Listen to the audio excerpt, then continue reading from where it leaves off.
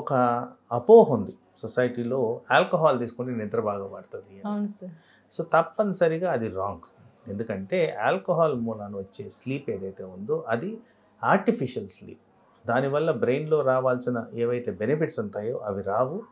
Long standing sleep problem అలాగే persist అవుతుంది. So alcohol ద్వారా మనకి నిద్ర రాదు.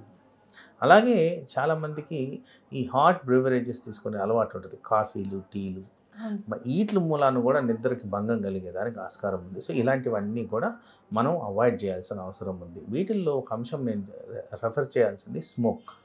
స్మోకింగ్ ద్వారా బ్రెయిన్కి స్టిమ్యులేట్ అవుతుంది. ఆ నికోటిన్ అనే సబ్స్టెన్స్ బ్రెయిన్ స్టిమ్యులేట్. దాని కారణంగా కూడా నిద్ర రాకుండా వచ్చేదానికి ఆస్కారం ఉంది. సో ఇలా పలు రకాలుగా నిద్ర సమస్య వచ్చేదానికి ఛాన్సెస్ ఉన్నాయి. కాబట్టి వీటిల్ని ఏ కారణంగా వస్తున్నాయో అనేది ఐడెంటిఫై చేయడం ముఖ్యం. దాన్ని ఎలా నివారించాలో చేసుకోవడం ముఖ్యం. అలా చేసిన తర్వాత బ్రెయిన్ ట్రైనింగ్ అడాప్టేషన్ చేస్తే మీకు లాంగ్ టర్మ్గా నిద్ర సమస్యలు రాకుండా కాపాడుకోవచ్చు.